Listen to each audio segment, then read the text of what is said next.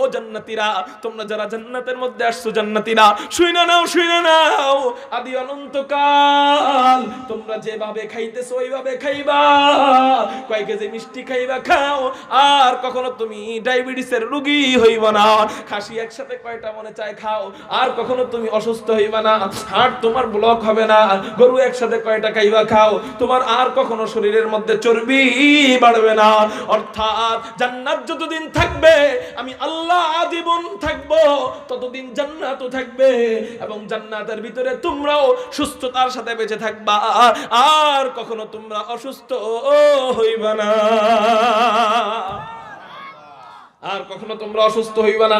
2 number, তুমি চিন্তা করতেছো যে আমি যদি মারা যাই তখন আমার অবস্থা কি হবে। আল্লাহ পাক রব্বুল আলামিন কি করবেন? মৃত্যুটাকে দুম্বার আকৃতি বানাইবেন। মৃত্যুটাকে কি করবেন বলেন না? দুম্বার আকৃতি বানাইবেন। এই আপনারা আমার দিকে খুব মনোযোগ দিয়ে লক্ষ্য করেন। মৃত্যুটাকে দুম্বার আকৃতি বানাইবেন, জান্নাত এবং জাহান্নামের মাঝখানে ওই দুম্বাটাকে রাখবেন, রাইখা ওই দুম্বাকে জবাই দিবেন, মৃত্যুটাকে বলবেন মরণ শেষ, আজকের থেকে আর কারো মরণ নাই। এটা দেখা জাহান্নামীরা কাঁদতে থাকবে, ও মাওলারে মরণ বুঝি আর হবে না। আর এদিক দিয়ে জান্নাতীরা খুশি, কি খুশির খুশি, আমাদের আর মরণ হবে না।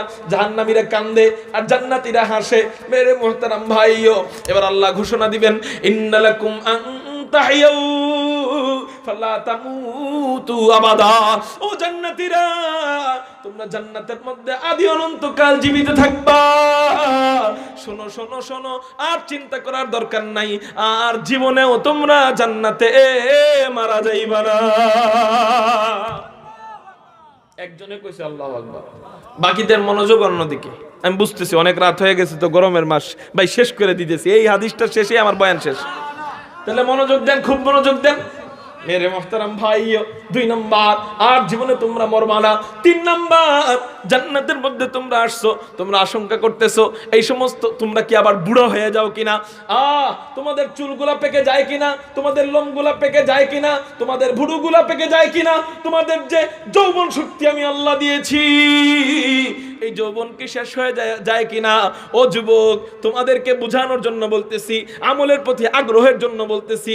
আজকে তোমরা পরনারীর পিছনে ছুটো, ওই পরনারীর পিছনে, পরনারীকে যখন পাও তোমার শক্তি তখন কতটুক থাকে, অথচ জান্নাতের মধ্যে আল্লাহ যে যৌবনের শক্তি দান করবেন, তুমি যদি হাজার হাজার বছর চাও তার সাথে মজাক করতে, বিনোদন করতে, আল্লাহর কসম হাজার হাজার 50,000 1 লাখ বছর শেষ হয়ে যাবে, তারপরেও তোমার যৌবনের শক্তি কমবে না। মেরে মুহতারাম ভাইও, ওই জান্নাতের মধ্যে আল্লাহ পাক রব্বুল আলামিন আমাদের এত শক্তি বাড়ায় দিবেন। মেরে মুহতারাম ভাইও, আল্লাহ তখন বলবেন, তোমরা যে আশঙ্কা করতেছো যদি কখনো অসুস্থ হয়ে যাই, যদি কখনো বুড়া হয়ে যাই, আল্লাহ জানায় দিবেন, ইন্নালাকুম আন তাশিব্বু ফানা তাহরামু আওয়াদা। কারো জবান যেন বন্ধ থাকে না, চিল্লায় বলি আল্লাহু আকবার। এবার 4 নাম্বার, আমরা আশঙ্কা করতে থাকবো, হায় হায় কি আশঙ্কা করতে থাকবো, বলে এই সমস্ত এত ধরনের নাজ নেয়ামত যা আল্লাহ আমাদেরকে দিয়েছেন, এগুলা যদি আবার শেষ হয়ে যায় তখন আমার অবস্থা কি হবে। এই যে নেয়ামত যে দিয়েছেন, কত নেয়ামত, বলে আল্লাহ পাক রব্বুল আলামিন আমাদেরকে হরেক রকম নেয়ামত দিবেন। আমাদেরকে আল্লাহ সমুদ্র দিবেন, দুধের নদী দিবেন, মধুর নদী দিবেন, শরাবে তহুর, এই শরাবে তহুরের নদী দিবেন। শরাবে তহুর মানে মদের নদী। কিসের নদী বলেন না? ওয়াসাকাহুম রাব্বুহুম শারাবান তাহুরা, জান্নাতি মদ, পবিত্র মদ, আল্লাহ ওইটা আমাদেরকে পান করাবেন। আরে ওই মদ আর দুনিয়ার মদ এক না। দুনিয়ার মদ খাওয়ার পরে শাশুড়িরে যায় কয়, বউ তুমি কেমন আছো, এই হলো দুনিয়ার মদের অবস্থা।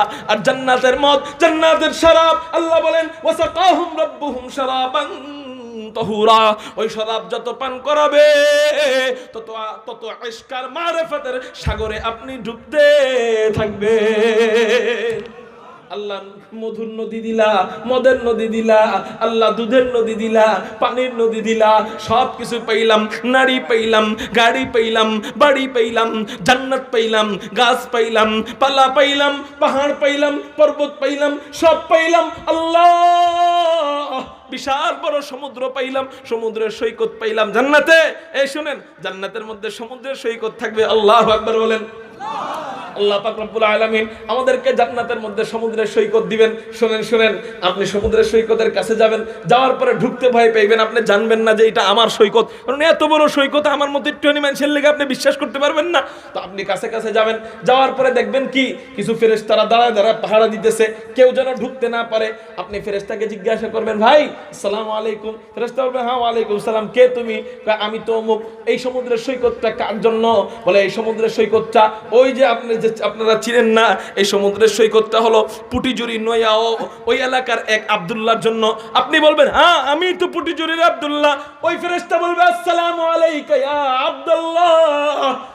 সুবহানাল্লাহ, বলেন না সুবহানাল্লাহ।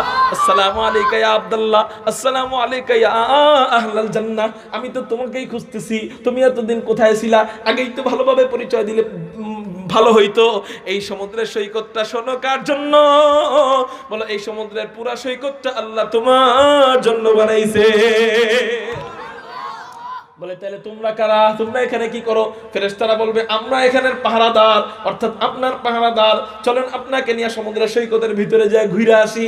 এবার ফেরেশতারা ওই ব্যক্তির হাত ধইরা সমুদ্রের সৈকতের ভিতরে যাবেন, ঘুরতে থাকবে। হঠাৎ করে দেখবেন কি হাজার হাজার সুন্দরী সুন্দরী রমণীরা, তারা ছোটাছুটি করলে যতটা সুন্দর লাগে না, তার থেকেও আরো বেশি সুন্দর লাগবে। আল্লাহু আকবার। হাজার হাজার সুন্দরী রমণীরা ছোটাছুটি করতেছে, মণিমুক্তা যেন জলজল করতে থাকবে, তারা খেলাধুলা করতেছে। আপনি জিজ্ঞাসা করবেন, এই নারীরা কার জন্য? আল্লাহু আকবার। এই নারীরা কার জন্য? ফেরেশতা জবাব দিবে, এই নারীরা হলো পরবর্তী কিছু নারী আছে, তাদের খাদেমা, তাদের খাদেমা, বাদী। আপনি বলবেন, বাদী এত সুন্দর? তাহলে যার খেদমত করে তারা না জানি কত সুন্দর। আচ্ছা চলেন সামনে চলেন, আরো যাবে, যেতে থাকবে যেতে থাকবে। হঠাৎ করে দেখবে আরেক দল খেলাধুলা করতেছে, এগুলা আগের থেকে আরো বেশি সুন্দর। আপনি বলবেন, এত সুন্দর তো জীবনেও দেখি নাই। আপনার অবস্থা এমন হবে যেন স্ট্রোক করার মতো অবস্থা, এত সুন্দর, আপনি ক্রাশ খেয়ে যাবেন। মেরে মুহতারাম ভাইও, আপনি বলবেন কি ফেরেশতাদেরকে, এত সুন্দর তো আর কখনো দেখি নাই। পিছনের সৌন্দর্য দেখে মনে করছিলাম ওই দলের যে নারীরা আছে ওরাই বুঝি জান্নাতের মধ্যে সবচেয়ে বেশি সুন্দর। পরে শুনলাম ওরা নাকি বাদী। এখন যা দেখলাম, এখন তো তাদের থেকে আরো ডাবল গুণ বেশি সুন্দর। এর থেকে সুন্দর মনে হয় জান্নাতের মধ্যে আর নাই। ফেরেশতা বলবে, কি বলেন না বলেন, এরাও তো পরবর্তী দলের বাদী। আর আস্তে কোন সুবহানাল্লাহ। এদের সৌন্দর্য দেখে আপনি পাগল হয়ে গেছেন। এরা তো কোনো আপনাদের জন্য স্পেশাল হুর না, এরা পরবর্তী দলের বাদী। এই করতে করতে করতে করতে 100 পর্যন্ত পৌঁছাবে। কয়শো বলেন না? 100 পর্যন্ত পৌঁছাবে। অর্থাৎ প্রথম এক দল, দ্বিতীয় আরেক দল, তৃতীয় আরেক দল, এরকম যত দলের সামনে যাবে ততই নাকি সবাই নাকি পরবর্তী দলের বাদী, এবং পরবর্তী দল দেখে আরো সুন্দর। 100 পার হওয়ার পরে বুঝেন 100 নম্বরের যেই দল, ওই দল না জানি আল্লাহ কত সুন্দরী সুন্দরী রমণী বানায় রাখছে। এবার বলবে, এই দলের যে রমণীরা আছে এরা কাদের জন্য? ও ফেরেশতা, দেখলাম তো বহুত রমণীদেরকে, এখন বলেন এই দলের রমণীরা, এই রমণীদের খাদেম নাকি বাকি সবাই, খাদেমা নাকি বাকি সবাই? এবার বলেন না কোন বড় ভাগ্যবান ব্যক্তির জন্য এই দলের রমণীরা? এবার ফেরেশতা বলবে, এগুলা অন্য কারো জন্য না, এই সব কোটি কোটি নারী আল্লাহ পাক রব্বুল আলামিন আপনার জন্য তৈরি করে রেখেছেন। আপনি এবার বলবেন, কি সত্যি তাই? হ্যাঁ তাই। এই তো আমার তো অফার দিতে লজ্জা লজ্জা লাগতেছে। অফার দিতে লজ্জা, জীবনে দুনিয়া অফার দেই নেই, অফার দেন নাই দেখি তো আপনি মুমিন, ঠিক না ভাই? ঠিক। তা আমার লজ্জা লাগতেছে, তো কিভাবে অফার দিব একটু শিখায় দেন। দুনিয়ার নিয়মে অফার দিব?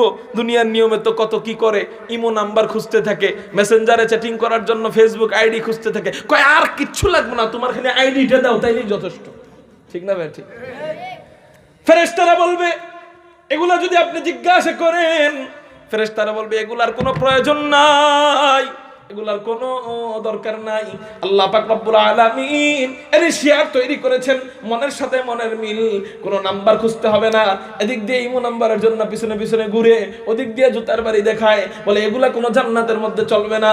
আপনি শুধু মনে মনে বলবেন, আমি ওই নারীকে চাই। জান্নাতি মনে মনে বলবে, আল্লাহ ওই নারীকে আমি চাই। ওই নারী দৌড়াইয়া আইসা আপনার হাত ধইরা বলবে, চলো তোমার বাড়ি যাই।